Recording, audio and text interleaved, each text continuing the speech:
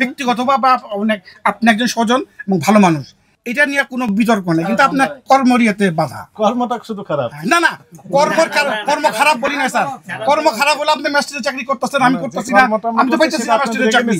আর কথা বলে এটা কথা বলে কি যুক্তির পর যুক্তি আমরা আছে, এটা হলো অন্য জিনিস। আরো যুক্তি দিবেন, দেন না কোনো যুক্তি নাই, কোনো যুক্তি দিবেন না। ওপেন থেকে এটা লেখা থাকে, এটা হচ্ছে ইম্পোর্টারের কথা আমি বলেছি। তুমি যাই কইবা উনি তোমার চেয়ে ভালো বোঝে, উনি অন্তত 6 দোকানে গিয়ে গেলি করে, আমরা তো করে একটা এই অভিজ্ঞতা আমাদের অনেক ইস্যু আছে। আমাদের জন্য দোয়া করেন, আপনি হেদায়েত দেওয়ার কথা বলতেছেন, এটা ভালো কথা। আমাদের বলছি, সবার কথা বলছি, দেশের যে অবস্থা আল্লাহ হেফাজতে রাখুন, হেদায়েতের ভিতরে রাখুন, আমরা আমিন বললাম। আমরা নাই তো, এটা পজিটিভ কথা বলেছেন। তাই হ্যাঁ, আমরা তো দেশের যে অবস্থা, আল্লাহ আমাদেরকে হেদায়েতের উপরই রাখুক। আমরাও বলি যে আপনাদেরকেও আল্লাহ হেদায়েতের উপর রাখুক, সবাইকে আল্লাহ হেদায়েতের উপর রাখুক। পাচ্ছি না আর কি, এই জন্য দুঃখ আর কি, দুঃখ ওই জায়গায়। না না না, এটা না, এটা তো লিগ্যাল ব্যবসা আপনি করবেন। তাই আপনি যেখান থেকে ক্রয় করেছেন ক্যাশ মেমো রাখবেন না, এই কোন ধরনের কথা? আবার আপনি যুক্তি দিচ্ছেন যে রাখা সম্ভব না, অসম্ভব বিষয়। আপনি দেখেন কিভাবে সম্ভব, একটা দোকানের একটা মাল অনেক সময় ক্যাশ মেমো দেয় না।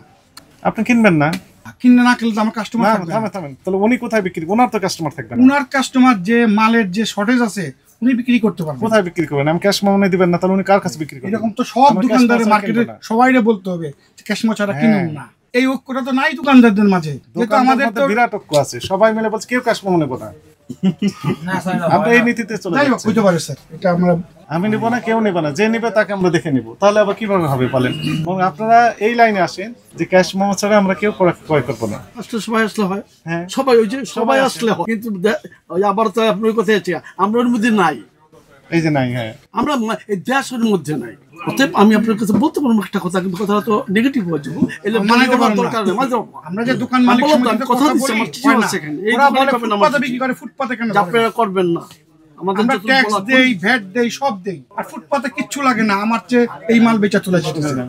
এরকম কথা ফেস করতে হয়। সুতরাং আপনার সাথে আমি কাহাতক করুম, দোকানদারদের সাথে কাহাতক তর্ক করুম, তাতে এখন যে নেতা যারা দোকান মালিক সমিতির লোকেরা চুপ হয়ে গেছে, ভাই আপনারা আপনাদের মতো ব্যবসা করে খান, করার নাই তো। আমার হাত পা বাইরে সাঁতার কাটতে হতে আমি কাটতে পারবো না।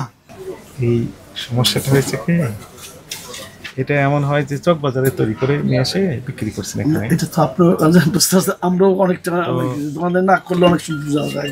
সেক্ষেত্রে কি হয়, ইনাদের যোগ সাজস রয়েছে এখানে, তাই না থাকে তাহলে উনি বলবেন না আমি হোলসেল মার্কেট থেকে নিয়ে আসছি বা চক বাজারের অমুক স্থান থেকে আমি কিনেছি।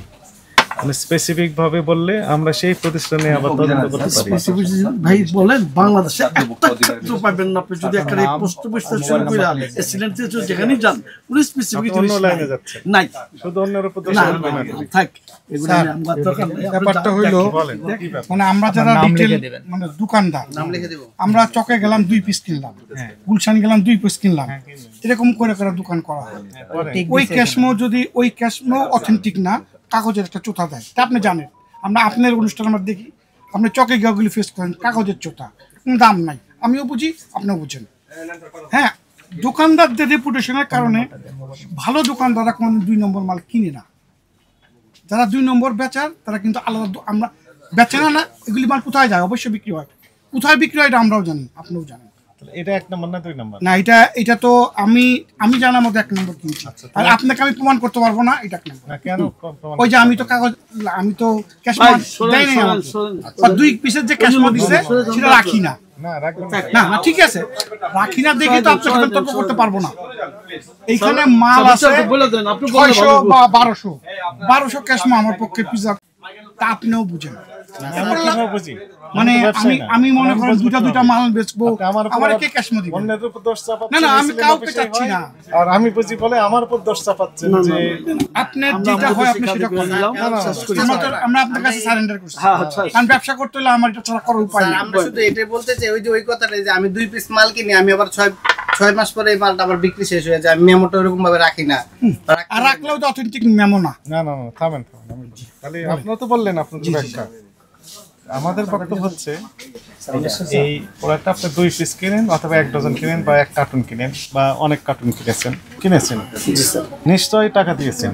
অবশ্য টাকা যখন দিয়েছেন ক্যাশ মেমো আপনাকে দেওয়া হয়েছে, এটা স্বাভাবিক। এখন আপনি এই ক্যাশ মেমোটাই সংরক্ষণ করবেন কতদিন পর্যন্ত? দেখেন এখানে লেখা আছে, এই এক্সপায়ারি ডেট পর্যন্ত লেখা আছে না? জি, এক্সপায়ারি ডেট পর্যন্ত আপনি বিক্রি করতে পারবেন, তার আগ পর্যন্ত এই পর্যন্ত আপনাকে এটা সংরক্ষণ করতে হবে। এই প্রোডাক্টটা যতদিন আপনার দোকানে থাকবে ততদিন পর্যন্ত সংরক্ষণ করবেন। কেন সংরক্ষণ করবেন? এই প্রবলেম ফেস না করতে হয়। রাইট। এখন এখানে যেহেতু ইম্পোর্টার নেই, জি ইম্পোর্টার নেই, স্বাভাবিকভাবে সন্দেহজনক প্রোডাক্ট। এখন আপনি যদি বলতে পারেন যে আসলে ইম্পোর্টার নেই কিন্তু আমি অমুক দোকান থেকে কিনেছি, জি তাহলে এনাকে আমি ঠিক আছে অলরাইট আপনি কিনেছেন তাহলে আমি ওই দোকানে একটু যাই, এনাকে ওভারলুক করে আমি ওইখানে যেতে পারি। জি কিন্তু ইনি তো আর সহজে না, এটা সম্ভব না স্যার। কেন সম্ভব নয়? এই 2 বছর কেমনে এটা প্রিজার্ভ করুন বলেন? একটা দুটো আইটেম 300 টাকা, 400 টাকা, 700 টাকা। আর তখন আমি তো খেয়াল করে করতে পারব না এটা কোন দোকান থেকে আমি কিনছি, এত মেমোরিও থাকবে না স্যার। মেমোর প্রয়োজন একটা রেজিস্টার থাকবে।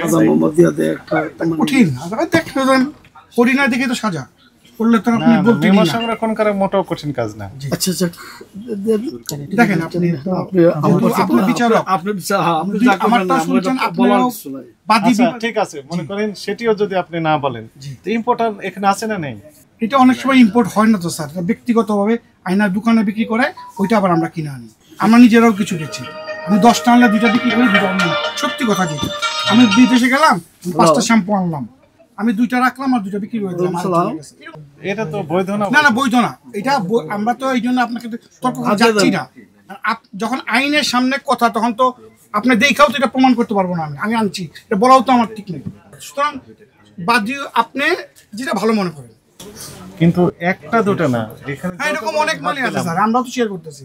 কসমেটিকের দোকান অনেক মাল আছে থাকে। তাহলে এর সংশোধনের উপায়টা কি? এটা আপনারা আমরা বৈশা করা যেতে পারে এইভাবে দোকানে দাঁড়া অনেক লং 5-7 দিন আমরা ওদিন বলে যাওয়ার পরে মহিলার সাথে আমি কথা দিয়েছিলাম, আমরাও বলছি সবাই আমরা আপনি দেখেন খুঁজে আমরা প্রত্যেকটা দোকানে আমার সমিতি চিঠি পাবেন আমার নিজের হাতে দেওয়া, যে তোমরা এইভাবে করবো না এবং ডেট দেখে করবা করা যত সতর্ক করা আমরা করি, কিন্তু করলে কতক্ষণ করা আর এরাই বা কি করবো? আজকে এইটা, কালকে এইটা, পরশু এইটা, আপনি আপনার কথা উত্তর দিয়ে লাভ নেই।